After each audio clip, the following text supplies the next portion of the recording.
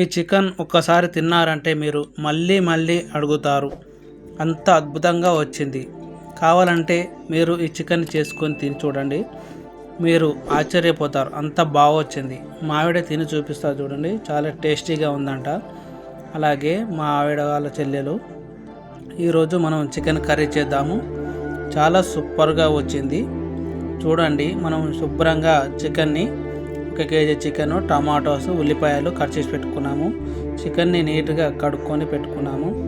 ఇప్పుడు ఒక గిన్నెలో ఆయిల్ వేసి మనం ఉల్లిపాయలని బాగా దూరగా అయ్యేటట్టుగా, అంటే బంగారు రంగులో వచ్చే వరకు బాగా వేయవాలి. లేదంటే మనకు పచ్చి వాసన వస్తుంది, ఉల్లిపాయల వాసన.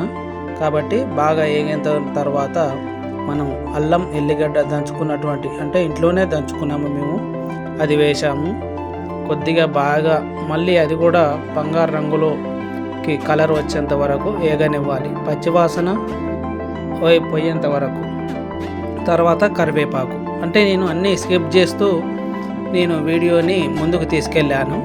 అలాగే పసుపు, ఎందుకంటే వేసుకోగానే టకా వెళ్తుంది వీడియో అనుకోకండి, స్కిప్ చేశాను. మీకు చాలా వరకు సోది చెప్తే మీకు నచ్చదు కాబట్టి నేను ఏవేవి ఇంపార్టెంటో అవి మాత్రమే వీడియో తీశాను. కాబట్టి మీకు అన్నీ పసుపు వేసుకున్న ఒక 5 నిమిషాలు, ఉల్లిపాయలు వేసుకున్న ఒక 2-3 నిమిషాలు ఇలా బాగా వేగనిస్తూ చేశాము. తర్వాత లాస్ట్కి బాగా కడిగి పెట్టుకున్నటువంటి చికెన్ని అందులో వేసి దానికి తగ్గట్టుగా కొద్దిగా సాల్ట్ వేసి, కొద్దిగా తక్కువనే వేసుకోవాలి, ఎందుకంటే సరిపోకపోతే మళ్ళీ వేసుకోవచ్చు. కానీ ఒకవేళ చికెన్కు సాల్ట్ ఎక్కువగా పడితే మనకు ఇబ్బంది అవుతుంది, మళ్ళీసారి మనం దాన్ని తక్కువ చేయడం కష్టమవుతుంది, కష్టంగా అయిపోతుంది. కాబట్టి దాన్ని అలా వేసుకొని బాగా కలుపుకొని కొద్దిసేపు అలాగే మగ్గనివ్వాలి.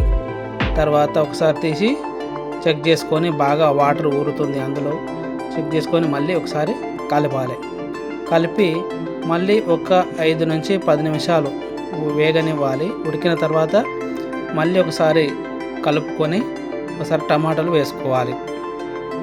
టమాటాలు వేసుకొని కలుపుకొని అందులో మనకు కావలసిన ఇంకేమైంది, అందులో మిరపపొడి, అంటే కారం పొడి, సాల్ట్ కానీ ఏమైనా చెక్ చేసుకునే అవకాశం ఉంటే చేసుకోవాలి.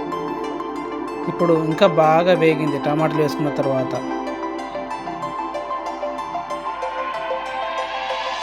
చూశారు కదా, టోటల్గా వాటర్ ఊరాయి అందులో నుంచి. అంటే చికెన్ బాగా ఈజీగా ఉడకాలంటే సేమ్ మనం కుక్కర్లో ఎలా అయితే ఉడకబెడతామో అలాగే మనం చికెన్లో ఫస్ట్ వాటర్ పోయకుండానే మనం గిన్నెలో వేసినటువంటి చికెన్ బాగా వాటర్ ఊరేటట్టుగా చేసుకోవాలి. ఇప్పుడు మనకు తగినట్టుగా కారం పొడి,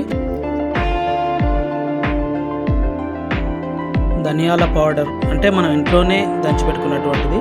ఇప్పుడు లాస్ట్లో కొద్దిగా మసాలా పౌడర్, అంటే దాల్చిన చెక్క, మిరియాలు, యాలకులు, ఇవన్నిటినీ, లవంగాయలు అన్నిటినీ దంచి వేసినటువంటి పొడి. కాకపోతే చాలా తక్కువ వేసుకోవాలి, మాకు మసాలా అస్సలు పడదు. మాకే కాదు, చాలామంది రుచి కోసమని మసాలాలు వేసుకుంటూ ఉంటారు, తర్వాత కడుపులో మంటగా ఉన్నప్పుడు ఇబ్బందులు పడతారు. కాబట్టి మసాలాలు వేసుకోకపోతేనే బెటర్, స్కిప్ చేస్తేనే బెటర్ నాకు తెలిసి. ఇప్పుడు మనకు ఏమైనా చోర్వలాగా కావాలనుకుంటే కొద్దిగా వాటర్ పోసుకోవాలి. చాలా వరకు దగ్గరికి చేసుకుంటారు, అంటే ఫ్రై లాగా, అంటే ఒక్కొక్కరు ఇష్టాన్ని బట్టి ఒక్కొక్కరు చేసుకుంటూ ఉంటారు, ఎవరిష్టం వాళ్ళది. మాకు కొద్దిగా ఫ్యామిలీ ఎక్కువ మంది ఉంటాం కాబట్టి మేము ఇలా చేసుకుంటేనే మనకు ఒక 2 చికెన్ ముక్కలు వేసుకొని అందులో రసం పోసుకోవడం చాలా బాగుంటుంది. ఒకేసారి దగ్గరికి చేసినట్టయితే ఫ్రై లాగా మనకు సరిపోదు, కాబట్టి ఎవరిష్టాన్ని బట్టి వాళ్ళు చేసుకుంటూ ఉంటారు. ఇప్పుడు మా ఆవిడ టేస్ట్ చేసి చెప్తుంది ఎలా ఉందో. నిజానికైతే చాలా సూపర్గా వచ్చింది చికెను. మీరు కూడా చేసుకొని తినండి. అలాగే ఈ వీడియో నచ్చితే లైక్ చేయండి, షేర్ చేయండి, అందరికీ సబ్స్క్రైబ్ చేయడం మాత్రం మర్చిపోకండి. ఈ వీడియో కింద తెల్ల సబ్స్క్రైబ్ బటన్ కనిపిస్తుంది, లేదా నల్లదనం కనిపిస్తుంది, దాన్ని నొక్కండి.